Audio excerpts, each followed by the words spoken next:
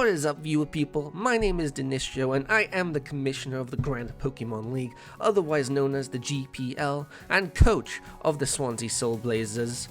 We have now reached Season 3, so I'm here today to bring you my draft breakdown. So let's get right into it, shall we? So kicking things off, we've got our new Gigantamax Pokemon, the Gengar, the nice little nifty poison ghost type. So we did something a little bit different this time around with the Gigantamax Pokemon. Previously in last season, Gigantamax Pokemon were able to hold any item that they wanted, any competitive item, weakness policy, weakness berries, and so on and so forth. This time around, however, to try and nerf the Gigantamax, because they did prove to be a bit of a pain in the ass in the last season, Gigantamax Pokemon no longer are allowed to hold any items except for Pokeballs. And they've also been split up into individual tiers to sort of try and balance things out. The format this time around is a little bit different. Instead of having 10, we've got 11 Pokemon, ranging from tier 1 to tier 5 and 4 free agency Pokemon. You might be familiar with that format already. So yeah, Gengar is a pretty cool Gigantamax. I feel a heck of a lot more comfortable using this Pokemon. Its G-Max move, preventing Pokemon from switching out, could lead to some fun setups if we are able to get, say, I don't know, the G-Max Sludge move off, so that would be nice. It has Disable, a substitute Disable. I'm quite a fan of that set. I've run it a few times on Gengar, so hopefully we can maybe pull off some shenanigans with that. And Trick is quite an important move for this Pokemon. Yeah, you might not see it too often on Gengar. I haven't really played OU in a while, but being that we are only able to hold a Pokeball, being able to potentially trick that Pokeball and get a better item like Life Orb, or even Leftovers for example, is pretty huge. That kind of, it's big, but again, it's kind of a high risk, high reward, because for example, if I try tricking something and I get punished for it, then I can quite easily lose my Gigantamax and a big part of my team. Gengar's quite a powerhouse. Gengar performed pretty well last season, so hopefully that we can sort of continue that streak and Gengar can continue to shine. For my tier 1 pick, I got the good old boy Corviknight. Corviknight is a pretty cool steel type. Last season, one of my biggest issues was my lack of pretty much defense. Like, I had some good defensive options, but I had no real dedicated sort of defensive cores that I could safely always bring in and sort of reliably take damage. Corviknight is kind of like the opposite to that. He's got a solid 105 in defense. He can even bulk that defense up even more so with Iron Defense, or bulk up depending on the situation, which again will work well with Body Press. Remove the hazards with Defog, which is really good, and U-turn just as a sort of like added bonus. A nice slow pivot goes wonders. It's got some pretty cool abilities like Mirror Armor, Pressure, Unnerve, and so on and so forth. So, you know, all in all, it's a solid tier 1. Hopefully it does me well. Hopefully I can utilize it to a good degree. And it also kind of combos well with the next pick, which is my tier 2 and the newly recognized Rillaboom. Rillaboom, the Gen 8 starter, my starter in Sword and Shield, personally too. Recently got quite a few notable buffs, and now that its hidden ability, Grassy Surge, is now active and allowed, which is already really powerful, being able to heal a little bit of damage every turn as long as you're a grounded Pokemon, of course. That doesn't work with flying or levitate Pokemon. But not only did it get the Grassy Surge, but it also got Grassy Glide, which in the grassy terrain gives it a pretty nifty, pretty strong, powerful priority attack. And now with a base 125 attack, that's pretty dang strong, especially if you trick that with a Choice Band, or if you're able to set up a bulk up beforehand.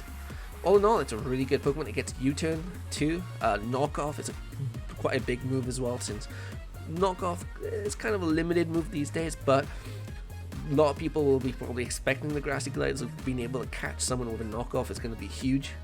All in all, it's a really solid tier 2 Pokemon. It was also my very first pick in the draft, followed by Corviknight. So hopefully this will do me well and can also lead for future shenanigans in the future. And then coming in at my first tier 3 pick is Araquanid. Now, I like Araquanid a lot. I really wanted a good sort of bulky water type. but I also wanted a sticky webs. So you know, Araquanid was sitting in tier 3. I needed a tier 3. It all just kind of worked out that way. It does now have access to Skittersmack, which might be pretty cool. It does always reduce the special attack by 1 stage, I think, of the enemy, which is pretty cool. It's a base 1790 accuracy. Sticky webs, again, great support, and its water bubble ability prevents it from being burned, powers up its water type attacks, and reduces fire type attacks by 50%. And it's got a monster special attack too to boot, which I never actually noticed until recording this video. So all in all, it's a really solid Pokemon, and will it stick around?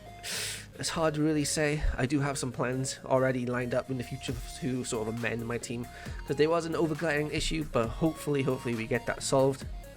And we're kind of already put on the track for that. My next tier 3 is going to be a personal favorite of my good friend Shadow's. It's Umbreon. Now, Umbreon is a pretty cool Pokemon. It gets Wish and Baton Pass, so he's got that Wish sort of pivot that everyone really wants, Wish support. Throughout all of last season, I was just sitting there going, you know, I'd really like a Wish Pokemon right now. And hey, you know, here I am with a Wish Pokemon. Wish support for both Corviknight and Rillaboom is going to be really big, or even just Wish support for the other Pokemon I've got lined up in my team that you can see up the top there. All in all, it can also do some Toxic. It's got a monster special defense and a pretty decent defense, so it could probably cover both of those options. Can use Toxic, Foul Play, Wish Protect even. Like, it's got quite a few different options. It's a pretty good defensive sort of like Pokemon, and I'm looking forward to using it. And to round up my Steel, to add to my Steel Fairy and Dragon Core, we've got is a Druddigon. Now, I've never actually used Druddigon before, right? But I've seen him used a lot in draft, and I've seen him kind of shenanigans he can get up to. It's got an amazing move pool, and a really high attack stat, which I was never aware of how high that attack stat actually was. Usually when I see people running it, it's more like a sort of a defensive, sort of supportive Pokemon, and that's what I was kind of aiming for. It sets up Stealth Rocks. It's got 100% accurate Glare, which can prove to be pretty useful given my team isn't the fastest team around. I do have some fast options, but all in all, being able to sort of spam some Glare is going to be really good. And just that general move pool, it's Mold Breaker, so being able to hit some of those Rotoms with Earthquake, for example, Rough Skin, Shield Force. All in all, it's a really solid tier 4 Pokemon. I did pick this up relatively early in the draft, to the surprise of some people, but it just seemed like too much of a valuable pick to sort of like leave unchecked just in case. And I'm really happy with this Pokemon. I can't wait to use it, honestly. Then coming in for my tier 5 Pokemon, we've got Lycanroc, Midnight Form. I'm pretty sure I had this in the last season of the draft, or was it the season before? I actually don't remember. But all in all, I'm a big fan of this form. It's my favorite Lycanroc form. I did run for it with on a team in Sun and Moon as well. A few notable things: No Guard Stone Edge. A Stone Edge that hits, what? It's nothing to really scoff at. It's got a pretty decent coverage too. It has access to all the elemental punches, low sweep, throat chop, and even more than that, I do kind of wish it had something like U-turn, or even if it had something like a Cell Rock, which would just do wonders for it. Unfortunately, it doesn't, but that's fine. All in all, it's definitely a good value pick for tier 5, I think. And it does kind of round my team out a little bit. Even more access to Stealth Rock as well. I like it. It's a good solid tier 5 Pokemon. So now we're moving on to that free agency Pokemon. Starting off, we've got a Cinderace. Now this is with Blaze only. Libero is being banned from the GPL Season 3 because obviously it's just a bit too strong to really have. It's fast, it hits hard, it's got access to some really powerful moves in High Jump Kick, Pyro Ball, Sucker Punch, U-turn, so it's a fast pivot. It's a good revenge killer, and we've also got access to its other second signature ability, Court Change, which will swap all the hazards and the reflects on the side of the field, so that I could probably pull off some interesting moves with that. And does give me another sort of excuse for sort of defogging and sort of getting rid of hazards and such. So all in all, pretty good. I'm kind of looking forward to using this Pokemon. We didn't get to see this used too much in Season 2. It was on Transil's team. It did show up every so often, and when it did, it was made an impact, and when it didn't, it was... and when sometimes it just didn't.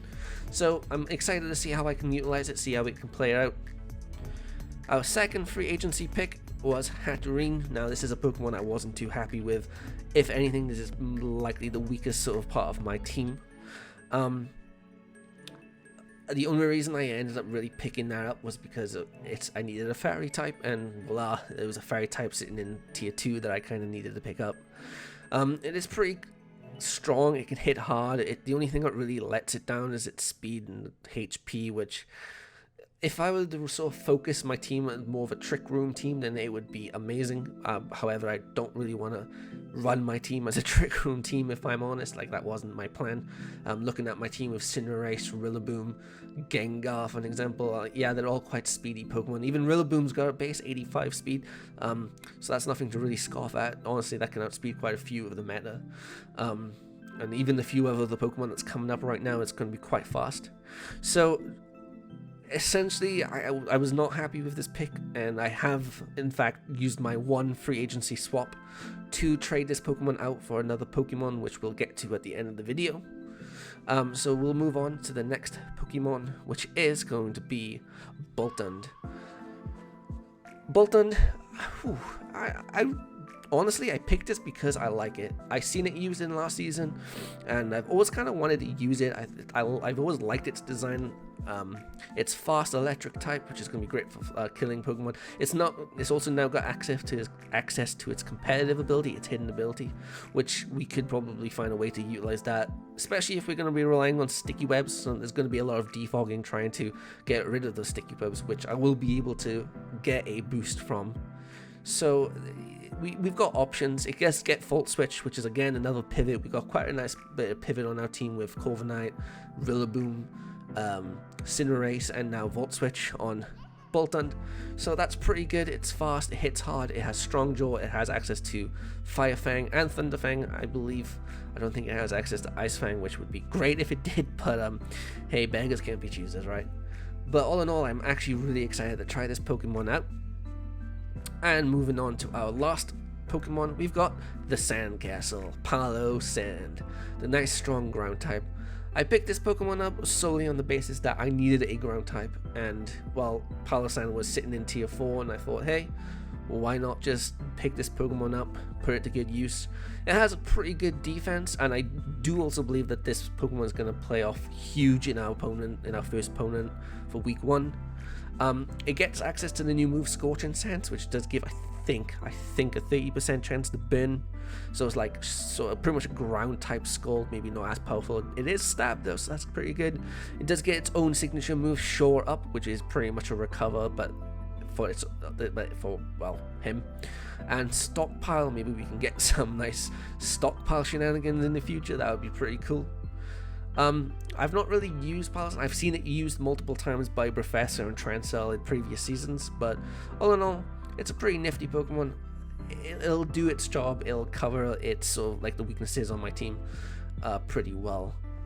And one last Pokemon. So obviously I wasn't too pleased with Hatterene, so I did talk to a few people consistent of like Transil and Exostorm to sort of try and like work out the sort of like issues that I'm having with Hatterene and my team in general. And upon discussion, I have agreed that I have a plan in place. So I've used my one free agency swap before season to swap out Hatterene for this Pokemon here, Milotic. So why Milotic? Milotic is a bulky water type Pokemon. It's a strong special defense to go along with some really good defense in my Sandcastle and Corviknight. It gets Flip Turn and Scald, which are two really great water type attacks. I mean, Pivot is always good. I can't stress enough now, and that does lead to even more Pivot on my team. Pivot seems to be the key feature this season around, especially with so many Pokemon getting all these new moves. Scald with a 30% chance to burn is pretty damn good. Recover, it gets Ice Beam, Triple Axle, Dragon Dance. competitive again, another if you know, another way to utilize competitive if somebody tries defogging my sticky webs away.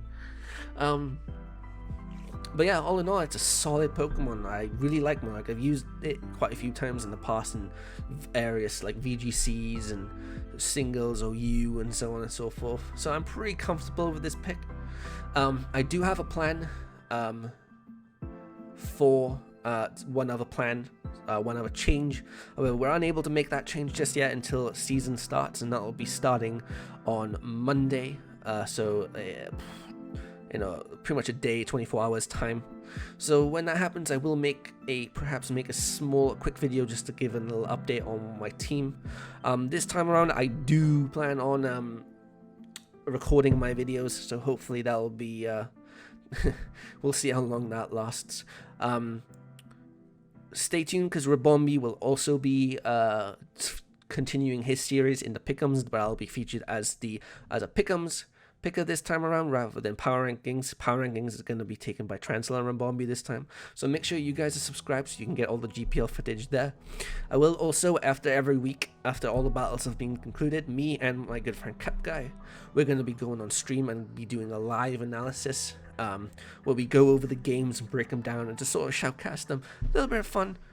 So be sure to follow me on Twitch if you haven't already, to sort of like check out that action. And yeah, that's my team. Wish us luck. We're gonna need it because our division is stacked as all hell. But yeah, thank you very much for watching. If you watched, if you were able to get to the end of this video, again, thank you so much. I'll see you in the next video. I'll see you around on stream. Anyway, have a good one. Thanks for watching, and catch you again. Later.